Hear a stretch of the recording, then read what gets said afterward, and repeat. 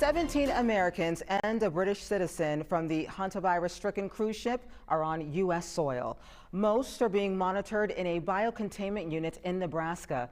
2 were transferred here to Atlanta.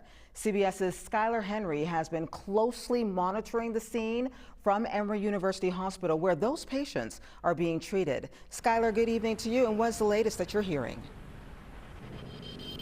Hey Sharon, good evening to you. We are currently monitoring a press conference right now with officials from Emory University Hospital talking about the conditions of those who were brought here, while also describing in a broader term the conditions and the situation surrounding hantavirus in and of itself, detailing what happened over the course of this weekend and the triggered responses from not only the hospital here in Atlanta, but these other medical facilities across the country that all sort of jumped into position once they found out and realized that those who were on board that cruise ship would be airlifted to the United States, with most of those passengers brought to a facility in Nebraska. And as you pointed out, 2 more here in Atlanta. We know that one of them is a symptomatic individual who is receiving care in Emory's biocontainment unit, and another person is asymptomatic, identified as a close contact who is undergoing evaluation and monitoring. And keep in mind, this is a facility that is well trained and well positioned for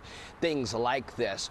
Back in 2014, when the Ebola outbreak happened in the United States, these were the doctors, this was the facility that dealt with that case and with those cases. And so a lot of the officials here say that they are not only well trained and well prepared for things like this, but they have been anticipating dealing with infectious diseases of all sorts. And now this is just an opportunity for the doctors and nurses and those who will be monitoring this case to essentially do what they have been trained to do. One of the officials who we heard from in that press conference said that really this is about the safety and health of not only the passengers who are on board that cruise ship, but also about the American communities all across the country. And so we know that those who will be monitored here at the hospital here will be closely watched over the course of the next several days. The quarantine period, so to speak, is around 42 days or so. Not sure if most of them will stay here during that time or if they will have an opportunity to go elsewhere, but know